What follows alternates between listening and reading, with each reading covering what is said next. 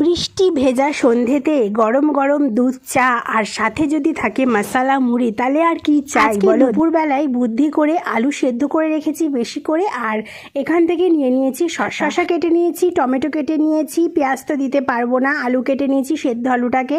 ঘরে তেঁতুলও ছিল, তেঁতুলের একটু পাল্প বানিয়ে দিয়ে দিলাম, আর চানাচুর নিয়ে এনেছে দিয়ে মুড়ি তো আগেই ছিল। তোমরা কারা এরকম মুড়ি মাখা খেতে ভালোবাসো অবশ্যই কমেন্ট করো। আগে ছোট যখন ছিলাম তখন প্রায় দিন সন্ধ্যেবেলায় মুড়ি মাখা করে দিত। আমার দেখো খাওয়া প্রায় শেষই হয়ে গেছে। অ্যাকচুয়ালি দীপ গেছিলো এসেই ওয়াশরুমে, অনেকক্ষণ ওয়াশরুমে কাটিয়ে এসেছে, তার জন্য আমার আগেই খাওয়া হয়ে গেছে। দেখবে শসা টমেটো দিয়ে মাখা মুড়ি বেশিক্ষণ রাখা যায় না, তাহলেই নেতিয়ে যায়। দীপ আবার অফিস ফেরত এনেছিল আঙুর ফল, ও আঙুর ফল খেতে ভীষণ ভালোবাসে, তাই বললাম যে বেশিরভাগটা তুমি খাও, আমি অল্প একটু খাই। আর এখন দেখো আমরা কি মুভি দেখছি সেটা বুঝতে পারলে কমেন্ট করো। আর একটুখানি বিস্কুটের গুঁড়ো আর দুটো আঙুর রাখলাম পাখিদের জন্য। টাটা বাই বাই, ভালো থাকো।